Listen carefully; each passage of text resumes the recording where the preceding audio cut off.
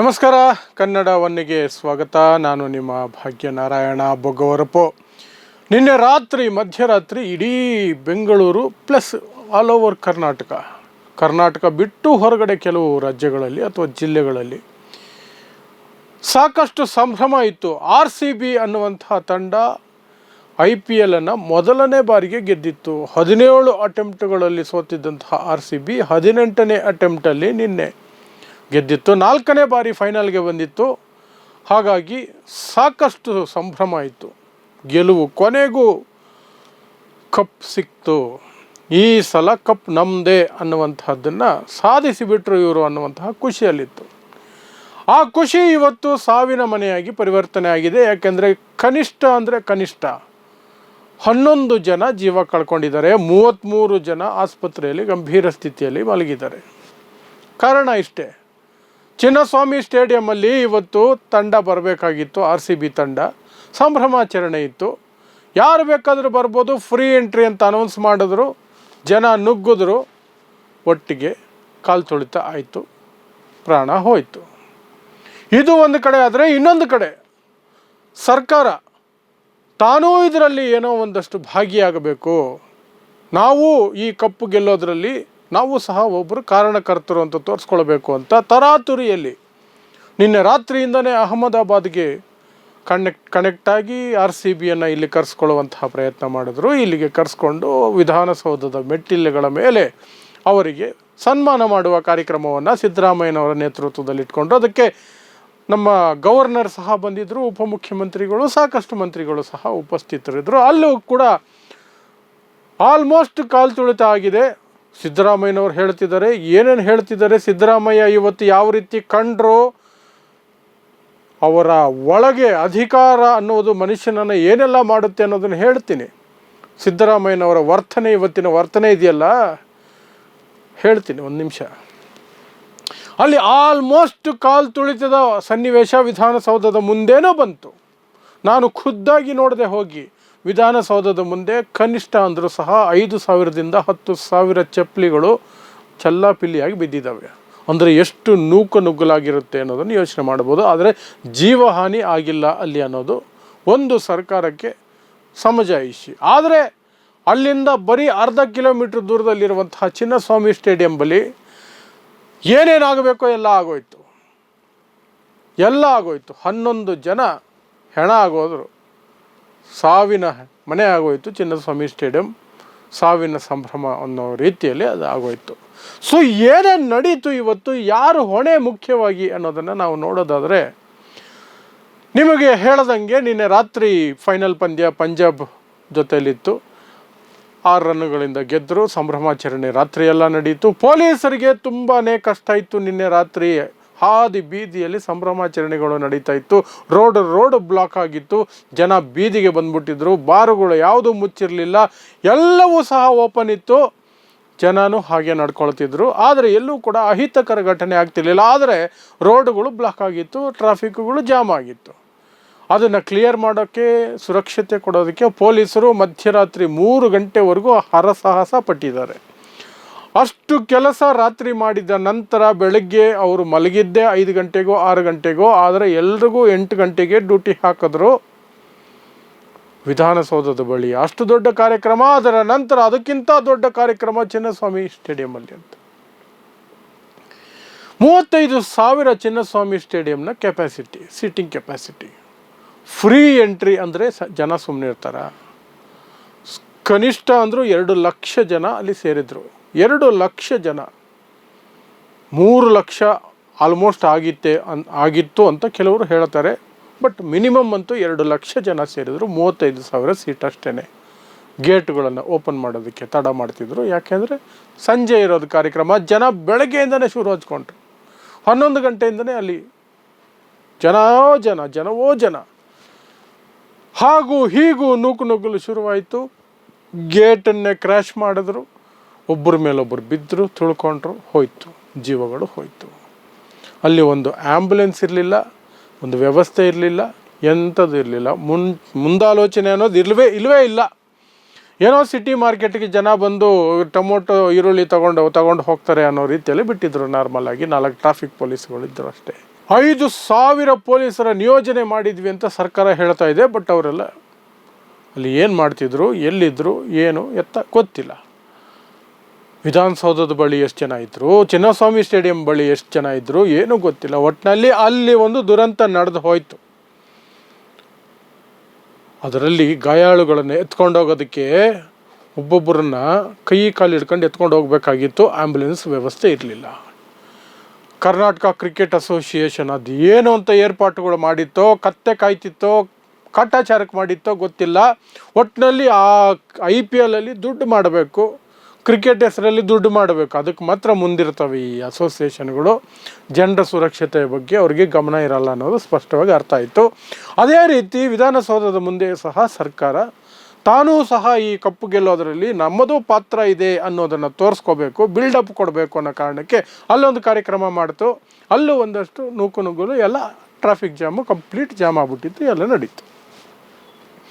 ಈಗ ಇದಕ್ಕೆ ಹೊಣೆ ಯಾರು ಅನ್ನೋ ಪ್ರಶ್ನೆ ಬಂದ ತಕ್ಷಣವೇ ಈ ಸರ್ಕಾರ ನಡೆದುಕೊಂಡ ರೀತಿ ಇತ್ತಲ್ಲ, ಸಿದ್ದರಾಮಯ್ಯನವರು ಈ ವಿಚಾರವಾಗಿ ಸುದ್ದಿಗೋಷ್ಠಿ ಅಂತ ಒಂದು ನಡೆಸಿದ್ರಲ್ಲ, ಅವರ ಮುಖಭಾವ, ಅವರ ಭಾಷೆ, ಅವರ ಹಾವಭಾವ, ಅಂಗಿ ಭಂಗಿ, ಅವರು ನಡ್ಕೊಂಡಂತಹ ರೀತಿ ಥೇಟ್ 2002ರಲ್ಲಿ ನರೇಂದ್ರ ಮೋದಿ ಗುಜರಾತ್ ನರಮೇಧದ ಸಂದರ್ಭದಲ್ಲಿ ನಡ್ಕೊಂಡ ರೀತಿಯಲ್ಲೇ ಇತ್ತು.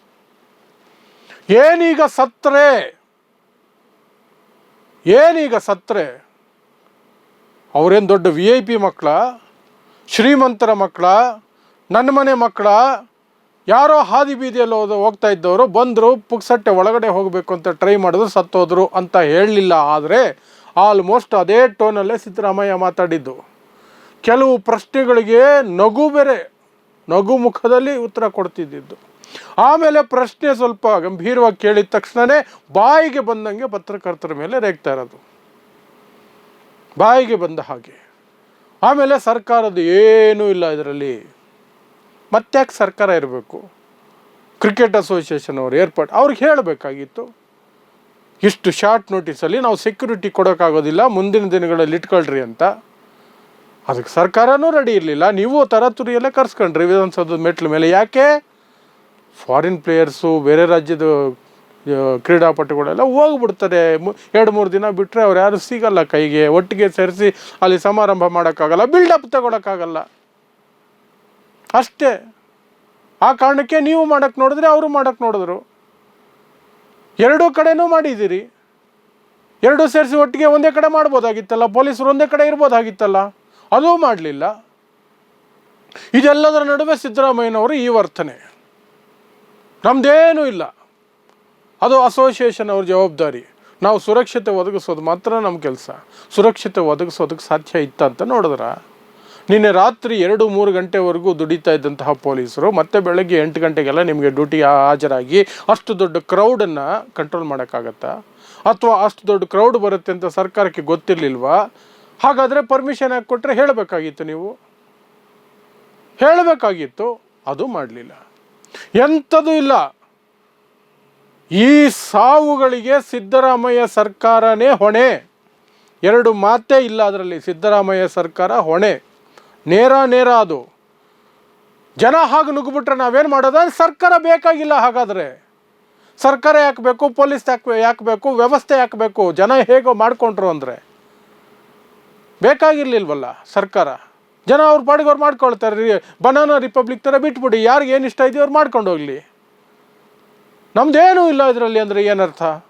ಮತ್ತ್ಯಾಕೆ ನೀವು ಬಂದು ಪತ್ರಿಕಾಗೋಷ್ಠಿ ನಡೆಸ್ತೀರಿ? ಮತ್ತ್ಯಾಕೆ ಬಂದು ಸಮಜಾಯಿಷಿ ಕೊಡ್ತೀರಿ?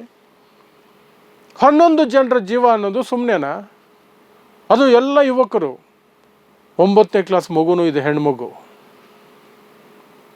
ಕಾಲೇಜ್ ಮಕ್ಕಳಿದ್ದಾರೆ, ಎಲ್ಲ ಇವತ್ತು 18, 19, 20, 22, 23 ವರ್ಷದವರು ಎಲ್ಲರೂ ಆಲ್ಮೋಸ್ಟ್. ಅಷ್ಟೇ ಹೋಯ್ತು. ಯಾರ್ದು ಅವ್ರಿಗೇನು ದೊಡ್ಡ ಅವರು ಹೋಗಲಿ ಬಿಡು, ಆ ರೀತಿಯೇ ಇತ್ತು ಇವ್ರದ್ದು ಮನೋಭಾವ. ಆಗನ್ನಿಸ್ತು ನನಗೆ 2002 ಮೋದಿಯನ್ನು ನಾವು ಎಷ್ಟು ಟೀಕೆ ಮಾಡ್ತೀವಿ, ಆ ವ್ಯಕ್ತಿಯ ವರ್ತನೆಗೆ, ಆ ನರಮೇಧದ ಸಂದರ್ಭದಲ್ಲಿ ಆ ವ್ಯಕ್ತಿ ಮುಖದಲ್ಲಿದ್ದಂತಹ ಭಾವಕ್ಕೆ ಕೊಡ್ತಾ ಇದ್ದಿದ್ದ ಉತ್ತರಗಳಿಗೆ, ಅದಕ್ಕೂ ಇವತ್ತು ಸಿದ್ದರಾಮಯ್ಯ ನಡೆಸಿದ ಸುದ್ದಿಗೋಷ್ಠಿಗೂ ಎಳ್ಳಷ್ಟು ವ್ಯತ್ಯಾಸ ಇಲ್ಲ, ಹಾಗೇ ಇದ್ದಿದ್ದು. ನೇರ ಹೇಳ್ಬೋದು, ಹಾಗೆ ಇದ್ದಿತ್ತು. ಇನ್ನು ಬಿ ಜೆ ಪಿಯವರು, ಮಾನಗೆಟ್ಟ ಬಿ ಜೆ ಪಿಯವರು ಗೋಳು. ಬೆಳಗ್ಗೆ ತೆರೆದ ಬಸ್ಸಿನಲ್ಲಿ ಮೆರವಣಿಗೆ ಇಲ್ಲ ವಿಧಾನಸೌಧದಿಂದ ಸ್ಟೇಡಿಯಂವರೆಗೆ ಅಂತ ಯಾವಾಗ ಅನೌನ್ಸ್ಮೆಂಟ್ ಮಾಡಿದ್ರು, ಸುರಕ್ಷತೆ ಕಾರಣಕ್ಕೆ ನಾವು ಮಾಡ್ತಿಲ್ಲ ಅದನ್ನು ಅಂತ ಸರ್ಕಾರ, ಆಗ ಒಂದು ಟ್ವೀಟ್ ಮಾಡಿದರು ಬಿ ಜೆ ಪಿ ಮಹಾನ್ ನಾಯಕರು, ಪಕ್ಷದ ವತಿಯಿಂದನೇ ಮಾಡಿದರು.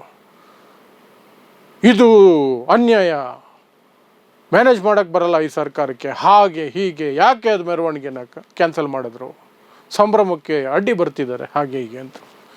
ಸಂಜೆಗೆ ಕಾಲು ತೊಳಿತಾ ಆಯಿತು, ಜೀವ ಹೋಯ್ತು ಅಂದಿದ ತಕ್ಷಣ ಯಾಕೆ ಬೇಕಾಗಿತ್ತು ಇದೆಲ್ಲ, ವ್ಯವಸ್ಥೆ ಮಾಡೋಕ್ಕಾಗಲಿಲ್ಲ ಇವ್ರ ಕೈಲಿ, ಏನೂ ಗೊತ್ತಿಲ್ಲ ಇವ್ರಿಗೆ, ಹಾಗೆ ಹೀಗೆ ಅಂತ ಈ ಕಡೆಗೆ ಶುರು ಹಚ್ಕೊಂಡ್ರು. ಬಿ ಜೆ ಪಿಯವ್ರದ್ದು ಆ ಗೋಳು, ಕಾಂಗ್ರೆಸ್ನವ್ರದ್ದು ಈ ಬಾಳು. ಇದರ ನಡುವೆ ಈ ಹುಚ್ಚುತನಕ್ಕೆ, ಈ ಜನರಿಗೂ ಸಹ ಹುಚ್ಚುತನ. ನಿನ್ನೆ ಗೆದ್ದಾಯಿತು, ಸಂಭ್ರಮ ಆಚರಣೆ ಮಾಡಿದಿರಿ, ಎಲ್ಲ ಮಾಡಿದಿರಿ, ಅದನ್ನು ಅರಗಿಸ್ಕೊಳ್ಳಿ, ಬೇಡ, ಹೋಗಬೇಕು, ಎಲ್ಲಿ ಕರೆದ್ರೂ ಅಲ್ಲಿ ಹೋಗಿಬಿಡ್ಬೇಕು, ತಂಡೋಪತಂಡವಾಗಿ ಹೋದ್ರಲ್ಲ, ತಂಡೋಪತಂಡವಾಗಿ ಹೋದರು. ಈಗ ನಿಮ್ಮ ಮನೆಯವ್ರಿಗೆ ಯಾರು ಹೊಣೆ? ಯಾರೂ ಇಲ್ಲ. ಸರ್ಕಾರ 10 ಲಕ್ಷ ರೂಪಾಯಿ ಒಬ್ಬೊಬ್ಬರಿಗೆ ಕೊಟ್ಟುಬಿಡ್ತೀವಿ ಅಂತ ಸಿದ್ದರಾಮಯ್ಯನವರು ಅದು ದೊಡ್ಡ ಸಾಧನೆ ಥರ ಅನೌನ್ಸ್ ಮಾಡ್ತಿರೋದು.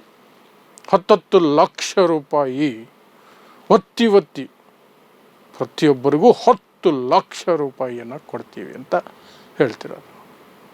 ಏನು ನಾಚಿಕೆಗೇಡಿನ ಸರ್ಕಾರ, ಅದೇನು ಅಂಧಾಭಿಮಾನಿ ಜನ, ಮಾನಗೆಟ್ಟ ವಿರೋಧ ಪಕ್ಷಗಳು, ಬಾ ಯಾವ ಸಂಭ್ರಮವನ್ನು ಒಂದು ವಾರದವರೆಗೆ ನಿಧಾನಕ್ಕೆ ಮಾಡ್ಕೊಂಡು ಹೋಗ್ಬೋದಾಗಿತ್ತು.